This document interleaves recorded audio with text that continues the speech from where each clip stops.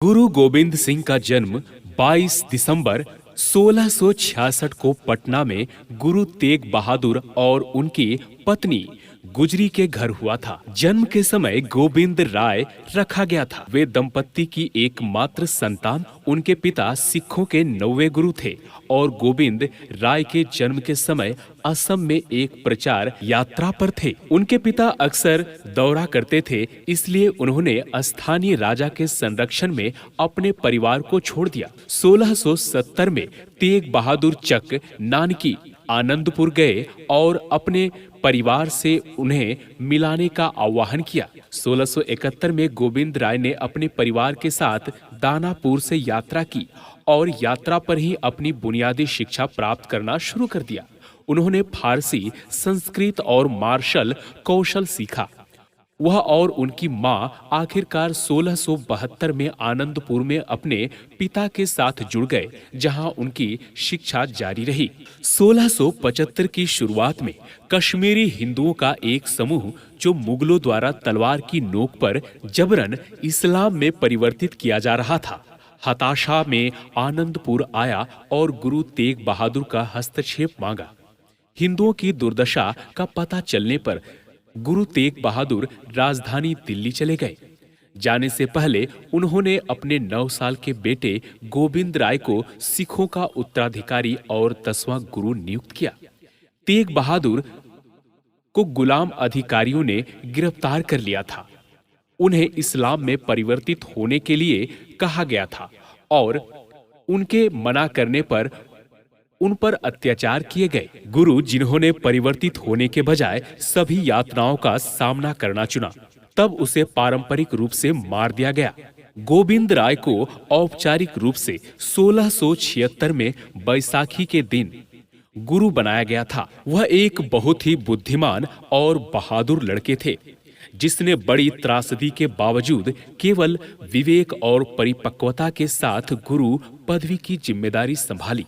मुगलों के साथ तनावपूर्ण संबंधों को ध्यान में रखते हुए उन्होंने समर्पित योद्धाओं की एक मजबूत सेना बनाने पर ध्यान केंद्रित किया, जो सभी मानवता की गरिमा की रक्षा के महान उद्देश्य के लिए लड़ते हुए अपने जीवन को खुशी से बलिदान करेंगे। जिन्होंने सिखों के सभी अनुयायियों से बैसाखी के दिन 13 अप्रैल 1699 को आनंदपुर में एकत्रित होने का अनुभव किया। मंडली में उन्होंने पानी और पातशा का मिश्रण बनाया और इस मीठे पानी को अमृत कहा। उन्होंने तब स्वयं सेवकों के लिए कहा, जो गुरु के लिए अपने जीवन का बलिदान करने के लिए तैयार है, वह खालसा से जुड़े।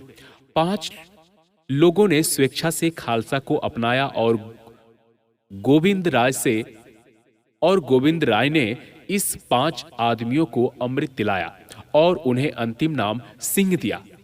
उन्होंने स्वयं अमृत भी लिया और गोविंद सिंह नाम अपनाते हुए एक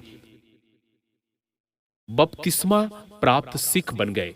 कई अन्य पुरुषों और महिलाओं को भी सिख धर्म में दीक्षा दी गई। गुरु गोविंद सिंह ने तब फतवों के 5 अनुच्छेदों की स्थापना की, जिन्होंने बपतिस्मा वाले खालसा सिखों की पहचान की। खालसा के 5 प्रतीक थे: केश, जिसे सभी गुरु और ऋषि मुनि धारण करते थे; कंघा, एक लकड़ी और कंघी; कारा, एक धातु का कंगन; कचेरा, कपास का कच्छा स्फूर्ति के लिए; और कृपाण, एक कटी हुई घुमावदार तलवार। खालसा आदेश की स्थापना के बाद गुरु गोविंद सिंह और उनके सिख योद्धाओं ने मुगल सेनाओं के खिलाफ कई बड़ी लड़ाइयां लड़ी। भानगनी की लड़ाई, बदायूं की लड़ाई, गुलेर की लड़ाई, निर्मोहगढ़ की लड़ाई, बसोली की लड़ाई, आनंदपुर की लड़ाई और मुक्तसर की लड़ाई उन लड़ाइयों में से थी। गुरु गोविंद सिंह ने सिख समाज में सभी कार्यकारी, सैन्य और नागरिक प्राधिकरण के लिए जिम्मेदार सभी आरंभ किए गए। सिखों के सामूहिक निकाय खालसा की स्थापना की, जो सिखों को उनकी धार्मिक पहचान देता है। उन्होंने गुरु ग्रंथ साहिब की रचना पूरी की, जो भगवान के गुणों का वर्णन करने वाले भजनों या वाणी का संग्रह है। ग्रंथ में 10 सिख गुरुओं की शिक्षाएं हैं और उन्हें सिखों का पवित्र ग्रंथ माना जाता है। गुरु गोबिंद सिंह ने अपने उत्तराधिकारी के रूप में पवित्र पाठ की पुष्टि की और पवित्र पाठ को आध्यात्मिक नेतृत्व पर पारित किया।